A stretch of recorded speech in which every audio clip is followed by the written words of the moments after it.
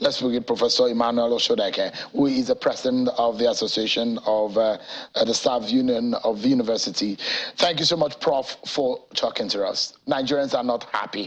Things are getting out of hand. As far as your job to teach these students are concerned, what is happening? What can you tell us? What is the latest?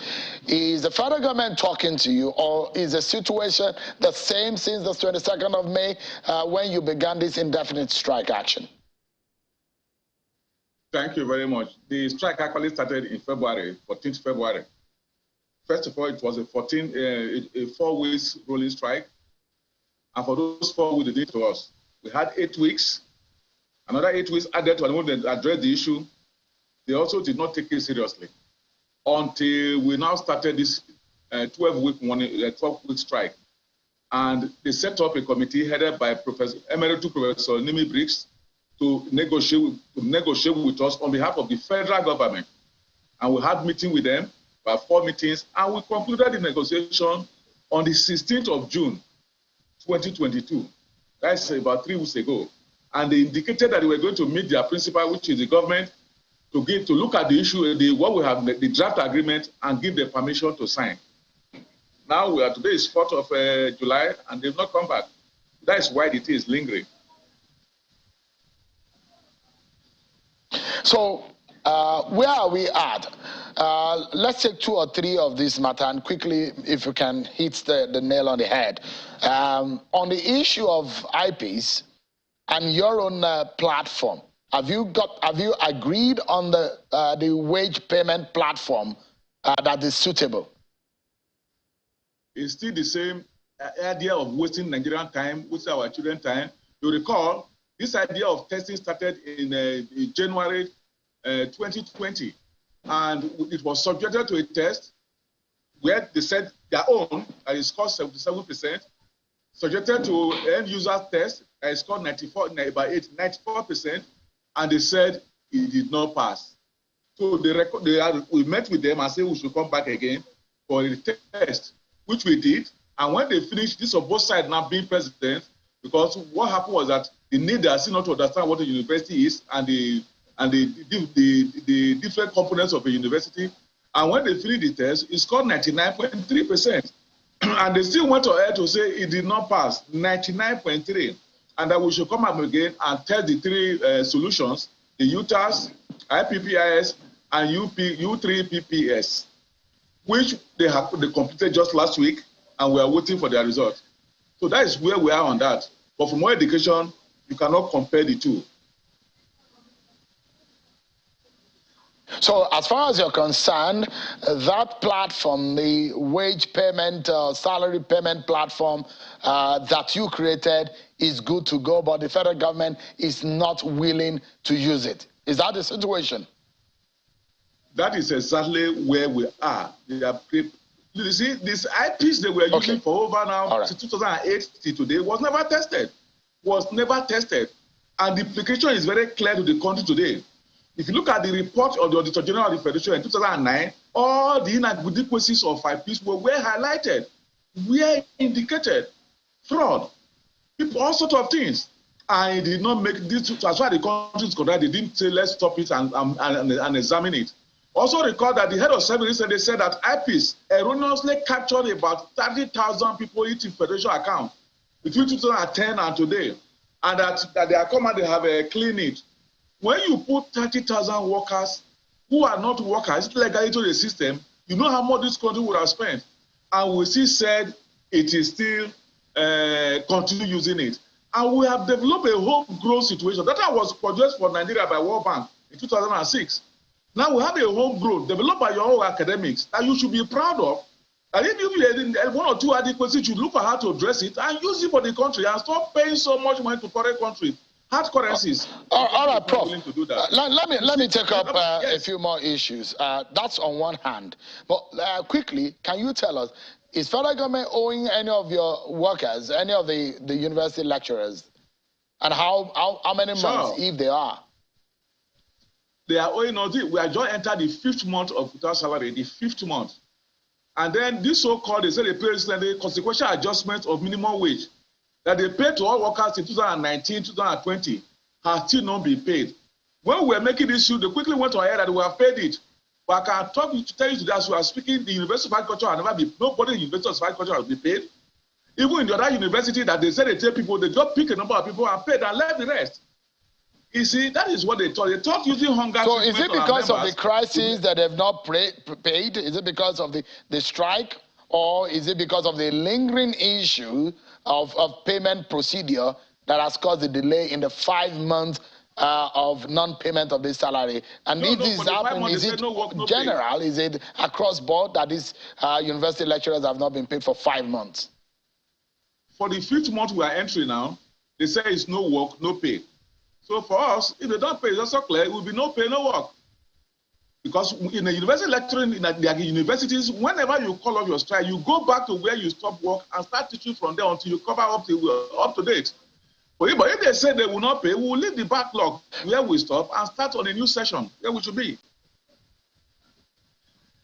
So now, because we need to wrap up quickly. Now, I'd like to know, for Nigerians who are watching, because the federal government has consistently blamed ASUU, that it has done all it can in its powers to fulfill all its obligations, albeit a few things here and there that needs to be done, but ASUU is not willing to shift grounds.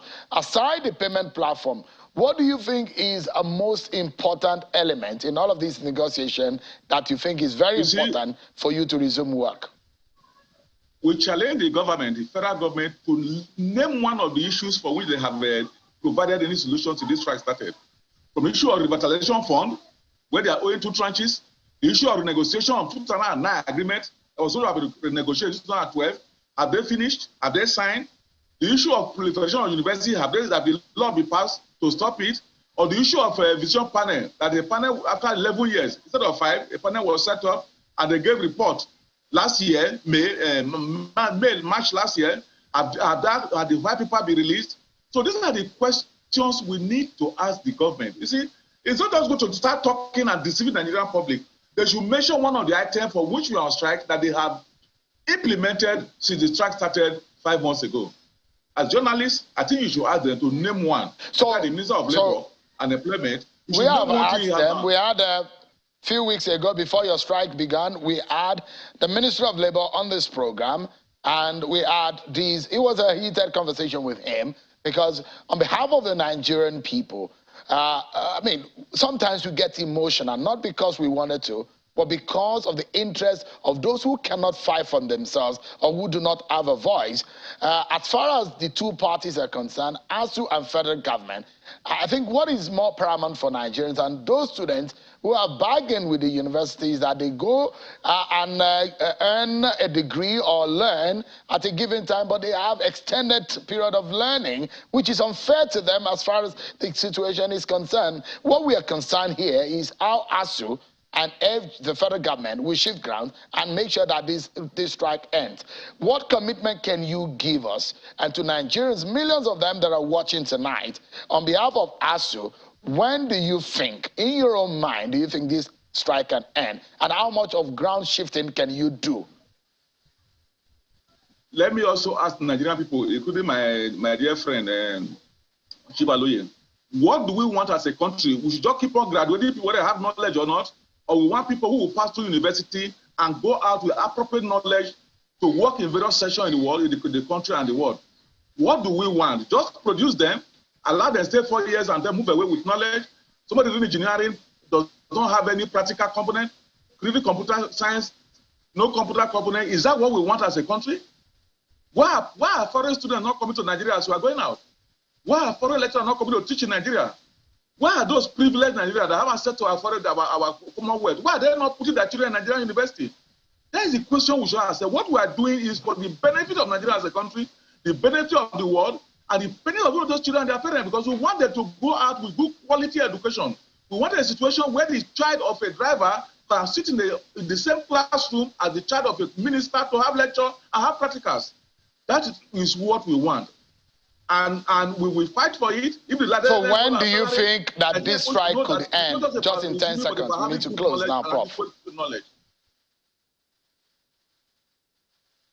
Hello? Say that again. Sorry.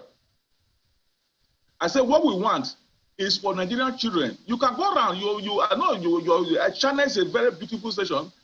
Go around this country university and see, and then go to Ghana and see whether you can compare them, or go to South Africa whether you can compare them. That is our struggle.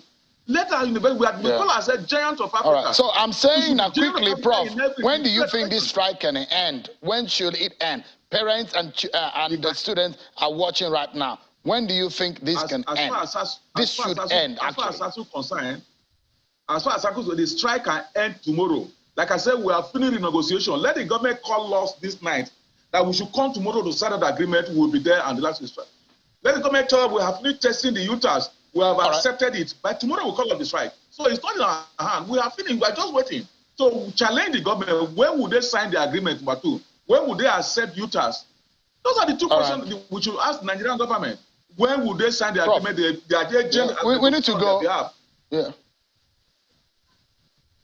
Thank you. But thank you so much, Professor Emmanuel Oshodeke. He's the president of ASUU. But tonight, this is one point that journalists like myself will take a stand and will perhaps pass a judgment. We do not care whose interest is covered or not covered right here on this particular matter between ASUU and the federal government. What is paramount is that students are at home. Idle. They say the idle hand is a devil's workshop. The government must get its act together.